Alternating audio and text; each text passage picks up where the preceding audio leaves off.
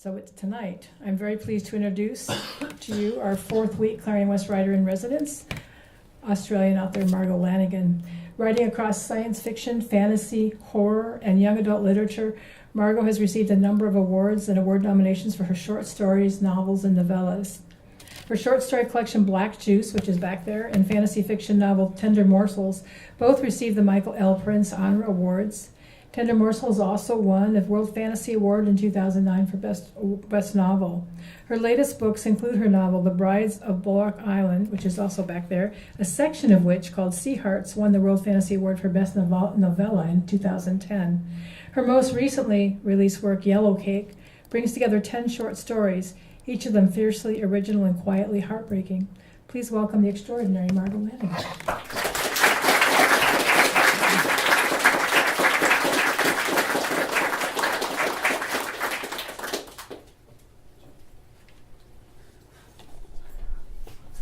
Good evening. Thank you all for coming. I'd just like to blow kisses to all my Clarion West students who are here tonight. And I'm going to read out 3 small pieces because I figure, I'm just like that. I like to please everybody. And this first one, although is a very educational piece, especially dedicated to my students, because we've been talking a lot about sex scenes and, I can't let an evening go by without reading them their daily sex scene. So, this is an excerpt from The Brides of Rock Island, which, in case you haven't heard, is a book about selkies. And I was quite surprised to hear when I published it, because I just thought everybody knew what selkies were, but some people don't. And so let me just tell you that it's all going to be made clear in this excerpt. So the person who is talking in this piece is a witch called Miss Kayla, and she's only just coming into her powers, and as you will see, they are quite substantial. I took flint and steel and went out, tiptoe through the town so as not to wake anyone, then out along the field road. The moon shone brightly. Perhaps that had called me out. The air was as still as a held breath. Down to Crescent Corner I went, to the seals, who were all the one silver under the moon, except for the bull, the king, who lay among his wives like spilled ink, and the babies like dark droplets thrown off him throughout the herd. I gathered driftwood and made a fire, and took off my clothes in the warmth of it, and stripped the crossed bands from myself, and down I went and called the king out from among the mothers. His waking roar echoed around the crescent rocks. He rose from the ruck and pitched himself through the bewildered mams toward me, right over some of them. His eyes rolled white in the moon, and his mouth was a paler splash within his dark head. There, with pups moiling and mewing around my ankles, and mams a fret and a waggle either side, I set my sights on the man-makings inside him. Like a swarm of bright insects they were, which I must waft and persuade toward his centre, even as he lurched and shivered and made his monstrous sound and blasted me with his fish-rot breath. This I did. This I learned to do in the doing of it, searching every corner of him, gathering every seed and spark. The full moon conjured and encouraged the light, and I threw and threw myself, as one throws a net, and I drew each speck toward and into the man-shape at his centre. A head blur parted from the body blur. Some limbs came good, splitting from the main shine. Then suddenly the man's outline sharpened within the seal. Arms lifted from his sides, reached up, and hands pushed out through the mouth hole and split the seal's head end apart. The coat collapsed to the rock, and the shining man stepped out. The moon lit his lifted face, and I laughed as I fell in love with it, in simple accordance with the terms of the old charm. Then he lowered his gaze to me, and likewise I dazzled him. It was none of my doing, only a matter of proximity and timing and our two natures, and we were locked together. He glanced about at the sea, at the cliffs, at the fire. "That is your home up there?" he said. "That is my fire." I admired his long, lean legs, his man parts and his narrow hips, the smooth dented front of him, his broad chest and fine shoulders, and above all his face, so full of strength and loveliness, and, most marvellous of all, so fixed on me, with not an ounce of ill will or amusement in his eyes, not the merest smudge of guile in his expression, not a hint of curl in his lip. Then he bent, and I heard my own little shriek, the most girlish sound I had ever made, as he lifted me. He started out among the mothers and pups, commanding them aside in their own tongue. I clung to his smooth neck, breathing in the heady, salty warmth of his skin.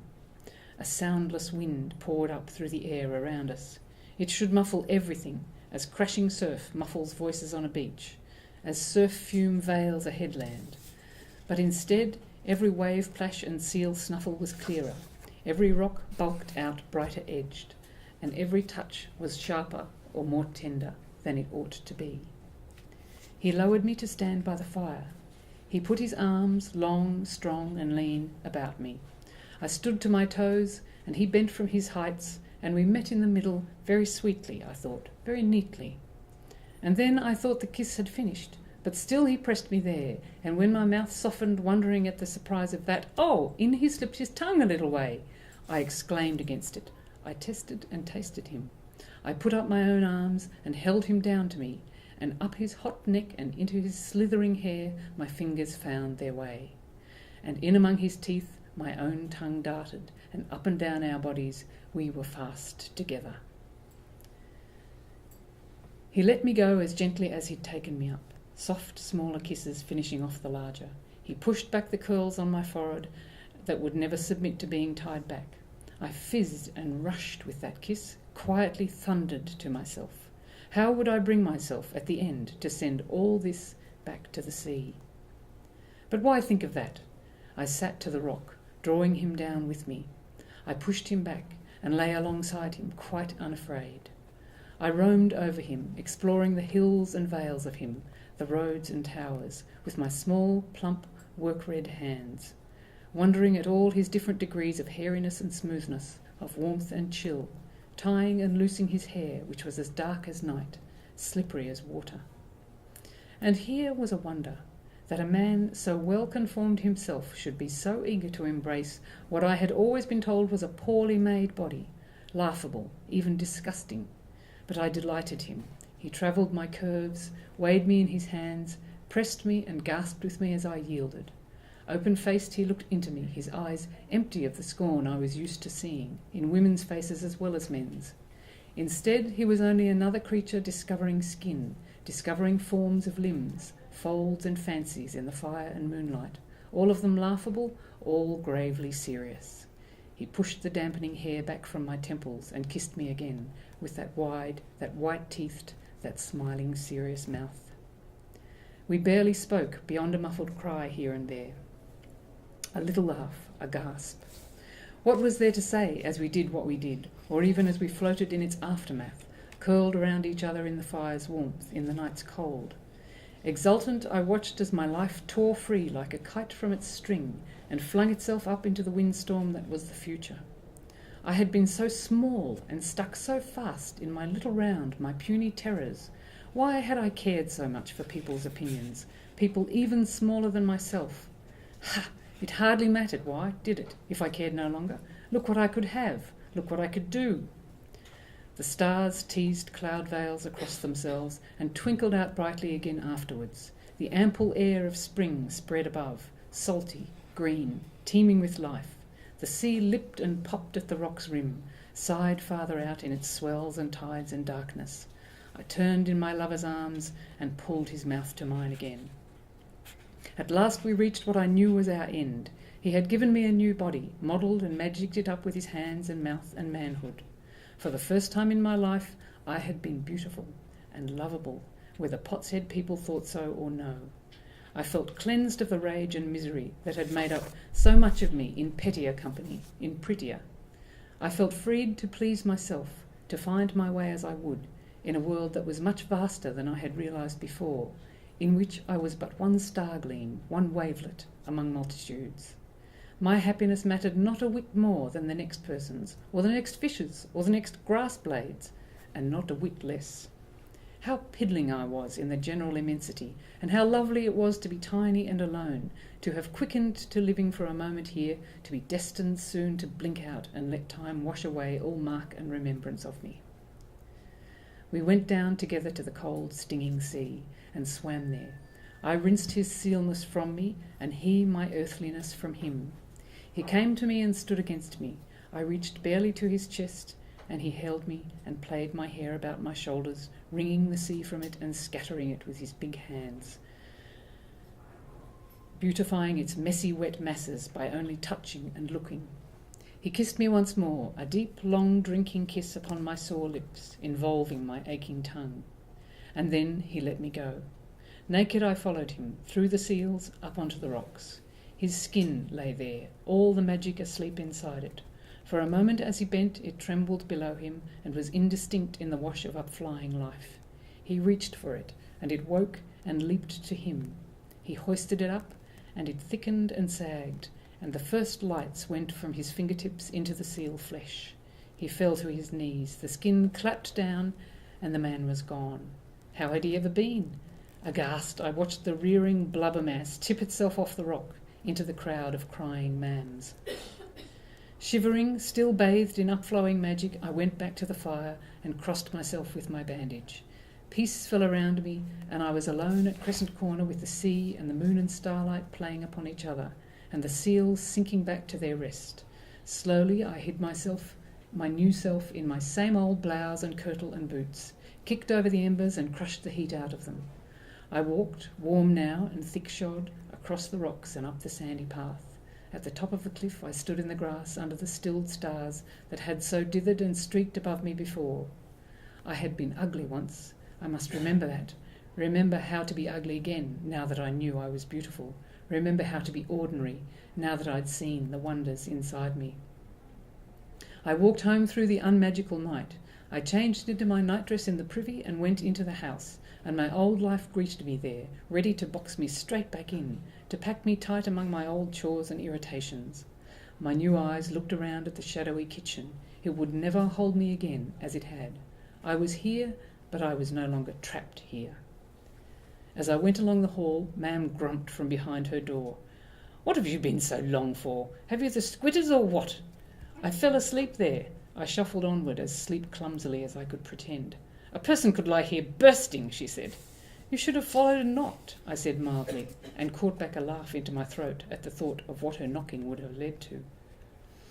I closed my door and put myself to bed.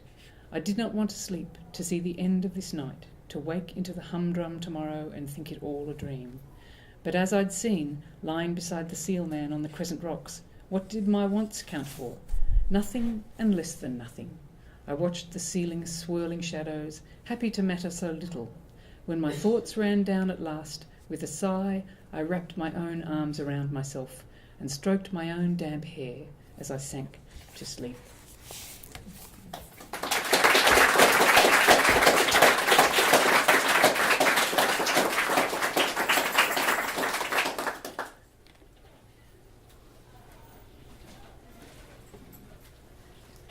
Okay, now I'll read a little bit from this book, which is not actually up the back, but which you can get online as an e-book or as a paper book. It's called Cracklescape. It's a little collection of 4 stories put out by 12th Planet Press. And it came out in Australia only in September last year. Now this, I'm putting this in, I'm including this because I kind of wanted something really Australian, but it's actually not the landscapey bit, but the landscapey bit is rather dull. They just go and look at a bit of landscape and that's the scene. So I'll read you a chunk that is in a hospital, and I'll read you another chunk which actually doesn't sound terribly exotic, but it takes place at a roadhouse in the middle of the Null Arbor Plain, the treeless plain in Western Australia. So it's a completely desolate place, and there's not much there except for that roadhouse. So this is the first bit anyway. This is from the story Significant Dust. Vanessa approached the bed. Tash, Vanessa's sister, was immobilised by the neck brace, but awake. Her eyes met Vanessa's upside down in the mirror. "Oh, it's you." In a cold little silence, Mum went forward and kissed Tash's cheek. Vanessa watched Tash not react, the mirror eyes unblinking. "I suppose," said Tash, "you expect me to give a shit whether you're sorry or not. "Natasha," said Mum. Deep in her wormiest, weaseliest insides, Vanessa found a piece of ammunition. "It's not my fault you forgot how to fall." "Vanessa! All those extracurricular gym lessons, they were a waste of money, weren't they?" Tasha's upside-down eyes widened, all but flaming. "Vanessa, I cannot believe how insensitive—" "It's all right, Mum," and Tash spluttered there. And then the two of them, Tash and Ness, were convulsed by a horrible, painful laughter. Tears ran out the sides of Tasha's eyes, first from the laughter and then from something else. They set Vanessa off too, and she blundered past all the equipment to sit the other side. She couldn't grab Tasha's hand. What would be the point? She couldn't touch her sister's head. That would be weird. "I am sorry," she choked out hopelessly. "Shut up, I know you are, but a fat lot of good that does me, you know." And they sat there, lay there, ragged and wretched inside the situation, with Mum not quite understanding beside them, just letting them work it out as they would. "Wipe my eyes, for God's sake," Tash said. "Get me a tissue to blow into," and Mum leapt into action. "This is how it'll be, huh?" Vanessa tried to laugh, mopping her own eyes. "Everyone running around doing your bidding." Her tone finished up all resentment. "Oh, don't worry," Tash had given a bitter smirk. "I promise not to enjoy it any more than you do. Oh, and if it starts getting to you?" She slid her eyes towards Vanessa. Couldn't quite see her, couldn't even resettle her own head to make it possible. "You can always walk away," she breathed. The high giggle she gave lodged in Vanessa's head, and from then on chimed out over her whenever self-pity threatened, burning it off like so much waste gas from the top of a polluted pond. She wakes, and the room is lit gold, almost unbearably hot. This is the roadhouse bit. A puff of dust comes in under the near-closed blind, a puff of death. The thing whines in the otherwise complete silence, summoning or questioning, investigative. Vanessa pushes up very slowly off the bed, swings her feet down, stands facing the windows and the moving light. It attaches to the roof, softly, determined, crackling the thin metal, and to the hot fibro wall, which shudders and pops. Heat pours through, and a sense of the thing's heaviness, its care not to bear down too hard, not to break what it needs to touch. "Mertje," she calls out. Mertje is the name of the other Dutch girl who was working in the next room, because she feels she ought to, although she wanted this thing to visit, would have invited it if she knew how. Her voice comes out low, a slowed-down murmur, hardly more than a sigh. Mertje will never hear it through the whining. The dust churns in the window, rains onto Vanessa's pillow, slides into the crater her head left there. "Mertje," she tries to force her voice loud, to force it high, to force it to be her voice, but instead it sounds like some man's, some creepy, slow-talking, joking man's, "Mertje," like an engine turning over without catching. Nothing touches her but her own nightdress and the lino underfoot, but she's being tugged on, gently, preliminary to being hauled sideways out of this existence. It's strong.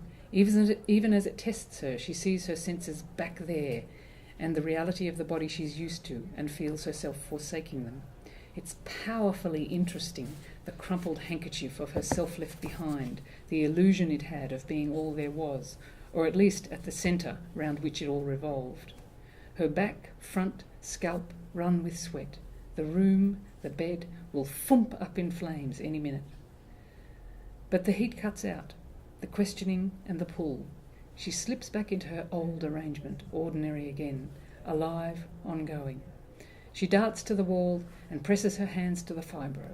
The thing disengages from the other side. The room should fly apart now, but it only darkens.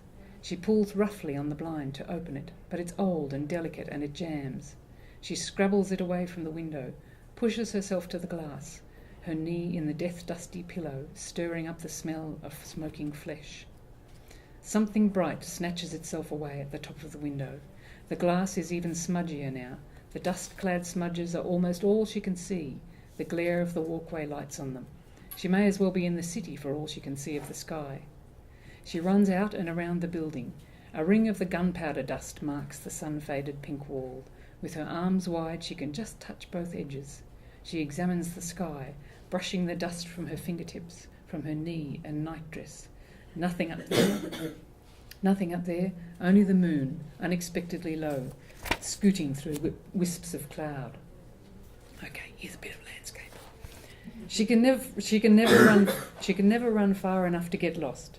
She could lose sight of the roadhouse, run east or west over the horizon, or north up the escarpment and on, but there would always be the highway to bring her back, or the sun to direct her, or the stars, whose key clumps, whose tiltings through the night she's beginning to know. She could run south. She could do it at night, choosing a moonless night so that she wouldn't see the edge when she came to it. She'd only know when the earth refused to meet her last step, and the stars snatched themselves away and then spun, underfoot, overhead, underfoot. Then the water would welcome her, or the rocks wipe out her whole past self. She hasn't got the courage for it. She hasn't even self or shape enough to take that much control. With a kind of inner lip curling, she watches herself fill her water bottle at the tank before her run, notes on each outing the moment when she turns, when she heads back, when she seems to have decided to continue. How vain it is of her, how smug, how insufferably, light-weightedly teenaged. The legs run and dodge and carry her. The little spare water sloshes in the bottle. Okay.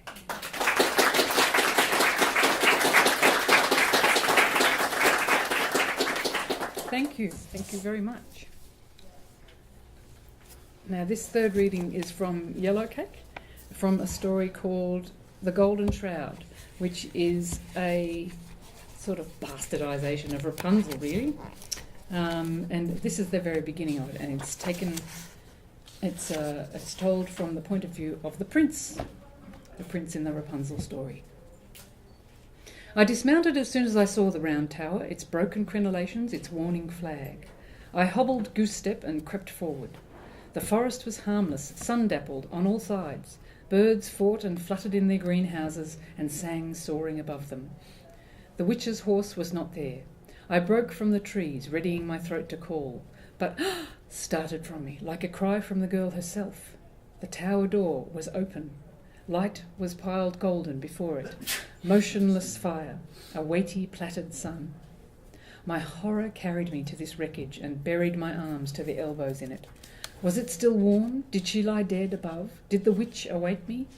Not caring, daring the witch indeed, to present herself to me in my terror and rage, I ran up. On a single breath, it felt, I reached the room. The door stood wide. All was as it should be within, except that I entered this way and into emptiness, not by the window and into my love's arms. How plain, how threadbare all this was without her, that it seemed such rich furnishings and so essential. How sad the little pillow in the bed where we had lain and whispered. How poor the rug, covering so few of the cold flags. And the chill, I had never felt it before. She and her hair had warmed this air before, her breath and life, the love we had built between us.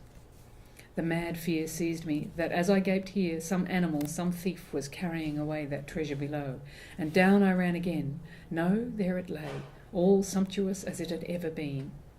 I could not leave it yet I could not carry such a weight. I had tried, marvelling, laughing often enough. She herself had kept it coiled on bed or wall, roaming from its weight only so far, like a tied dog. It was a cruelty to her, even as, pegged through on the sill, it had made our meeting possible. It had been my ladder to her and my line. "You can reel me in like a fish," I had laughed to her, and unsmiling she replied, "Only if you are there below." I knelt and attacked the gold, unplaiting from the thick head end where the witch's sword or scissors had hacked. The stuff fell apart, slithered side to side, transformed, it seemed, into other matter. Cascading water, rippling cloth of gold. Strands of it wandered in the air and at the edges. I fought it and wept. I was in a welter of goldness, up to my knees, bogged in beauty. Perhaps if I dug far enough I would find her, curled, delicate as an ear, underneath all this richness. I did not, do I need say? The hair was spread, lacquering path and field like a syrup, materials for 1,000 gorgeous bird nests, and she was gone. It was only as I loosed the ribbon at the narrower plait end and unworked the last several yards from there more easily that cold realization came, and cooled my tears and my sweat, and sat in my heart like stone. I lay in the slippery whorl of her hair, the spread sun on the ground, trailing and looping out into the green. I felt the grass through the perfumed strands pillowing my cheek. What had the old bitch done? Had she killed her? Had she worse? Had she found worse than this tower and this tether of hair? I could not take all the hair, and I could not leave. I sat up and dashed the last cold tears from my eyes, and of the several strands caught in my fingers, I chose the strongest and brightest.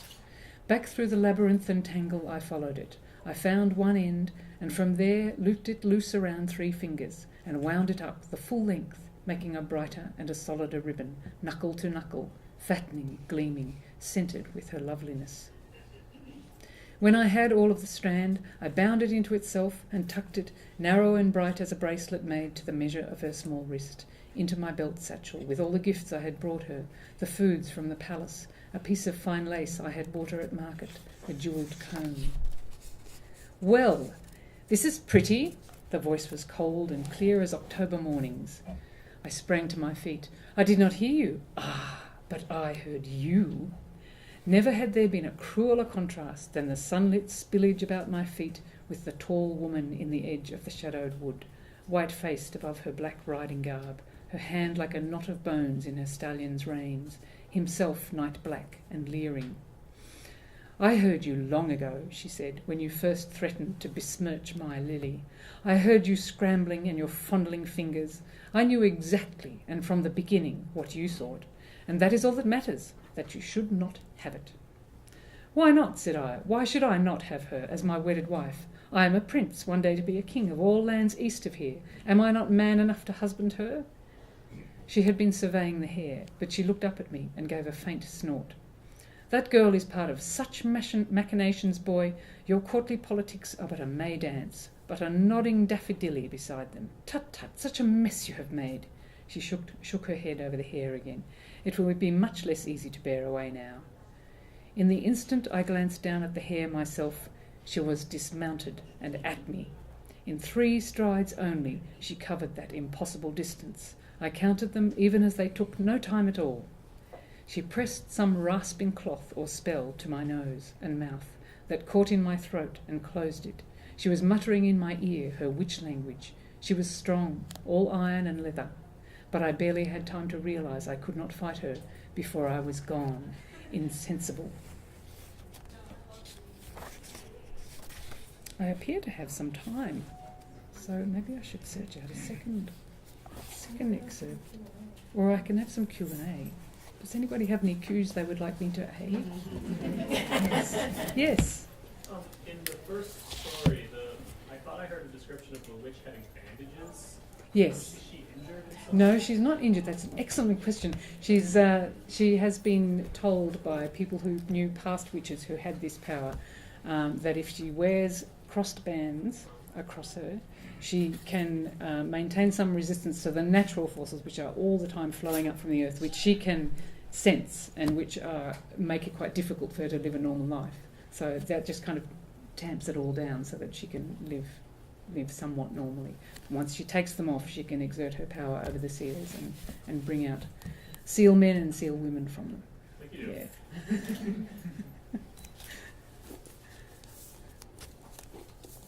Any other questions? Yes. So, it wasn't that long ago you were a student at Clarion West, and now you're an instructor for the second time.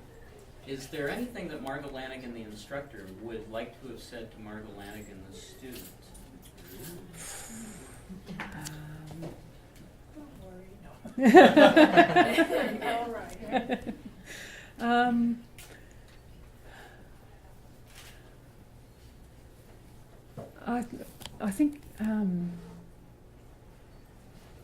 I think possibly if I had realised that so much of it was just about the management of fear back then, I would have been easier in my mind over the last... It was in 1999 that I was a participant, so yeah. Just a matter of plugging on regardless of what reaction you get, well, not entirely regardless, because of course one must listen to very percipient critiques. But if I'd known that it was a matter of doggedness and not letting the fear get to you, yeah, I would have had an easier time of it. Are you telling the students that? Yeah, in a Just sort of a way, yeah. Go back and tell the ones who didn't come to mind. Yeah. Yes. So did you, I mean, every time I hear you read, I'm reminded of how much, you pull from fairy tale and mythology, because, I right away want to go to bed and have hot chocolate and listen to you. Like, it's just, it's just so wonderful that way. Did you read a ton of it as a kid? I mean, did you just absorb it, or how I didn't read a ton of it, and I still feel as if I'm not really, I'm not an expert on fairy tales. But I've decided that you can only self-flagellate about that for so long, and there are only so many hours in the day, and there is so much to read. And so I think I heard a lot of those stories, like the Selkie tale. I just can't remember not knowing about Selkies. Yeah. And when I decide that I'm going to have a go at making over a fairy tale, I think what I go back to, I tend not to go back and look up a whole bunch of different versions of it and the background of it, because I try to go back to the feeling that I had when it was read to me as a child, and it was just sort of going in without any hindrance and having the effect that it did. So often the version that I come up with is quite inaccurate to the real story. it's more of a felt reaction? Yeah, it's more, the horror of the idea of the red shoes, or, that sort of giggling at the ridiculousness of Cinderella actually being called Ashputtel in the German version, things like that. It was just silly things, but they happened so long ago, but they've got a power of their own. Yeah. I mean, does the myth and archetype at the core of fairy tales something that just resonates deeply with you, or because it seems like you really know it. It's there in everything you write in some way, sort of. I think any kind of really old tale appeals to me, whether it's mine or in a different culture's old tales. The really old tales, particularly the ones that are so worn down that they almost don't make any sense anymore. The ones that don't really even properly have the form of Western tales, so they don't have what you would call a satisfying beginning, middle, and end. I quite like the idea of because you sort of think, okay, well, it doesn't work in a modern sense of what story is, but something is in there that has kept it going for however many thousands of years, and just that idea gives it a kind of a whiff of authenticity that you can pinch and use or embroider or build on. Yes? Your word choices are so poetic and rich. Does it come out of you like that, or do you rewrite a lot to get that structure and sound? It's just so rhythmic. I think it used to come out of me when I was at school, which is why I got teased for being a walking dictionary. And I think I learned not to let it come out of me in terms of, not to let what I was reading spill out my mouth, because it made me sound peculiar, which I undoubtedly was, but I didn't want to sound that way. And so, I mean, I have, you have a go, and sometimes it happens straight off. Sometimes you get the right word, and sometimes you just have to have a stab and come back and find the right word later.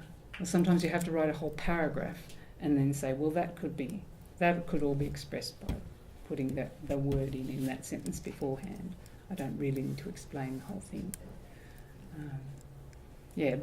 But I do like the odd $10 word, I have to say. But I figure that you have to.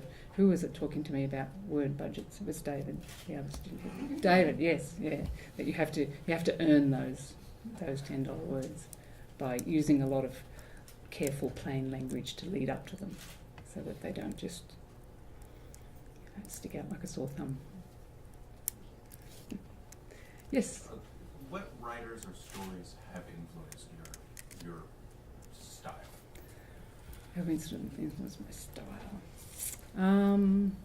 I think way back, the Moomin books by Tove Jansson are probably accountable for a lot of the stories that have that kind of hum of melancholy in the background, and also for some of the sweetness that occurs in them.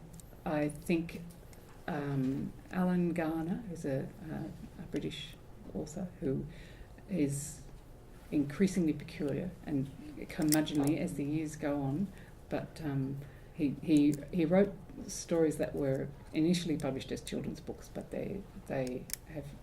But he's written, for example, his most recent book is called Boneland, and it's the third book in a trilogy. The first two of which were definitely sold as children's books, but this one is now in his curmudgeon style, and he's not making any concessions to anybody. And he has another one that's set in Australia called Strandloper, which is all about a man who went off and lived with the Aboriginal people of some part of New South Wales for a while, and that's one that you have to take a deep breath and launch yourself into, and work pretty hard at extracting the meaning from. But it's all a great adventure doing that. And another writer who is a great adventure to read, who is also very heavily influenced by Alan Garner, is Greer Gilman, and her book Cloud and Ashes is it's like being in a bog of words. It's so hard to follow. It's differently hard to follow from, say, something like Finnegan's Wake, which I haven't actually read. It's a bit more penetrable than that, but only a bit. Mm-hmm. And it's full of all this, Celtic juice and lore and strangeness. Yeah, it's like nothing else that I've ever read. Apart from that, what else? That question always makes my mind go totally blank. And but I've read all over, and I've read probably not very deeply anywhere, but I've happened upon jewels here and there. I think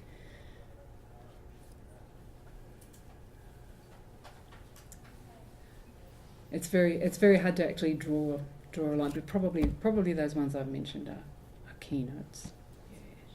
Yeah, that's probably about as close as I can get at this point. If I think of any more, I'll tell you later in the week. Sorry, what was the first one that you mentioned? Tove Jansson's Moomin books. But actually she's written a whole bunch of, so it's JANSSON. She's written a whole bunch of adult books as well, which are terrific. But they have a similar sort of melancholy air about them, but they're just very different from the Moomins.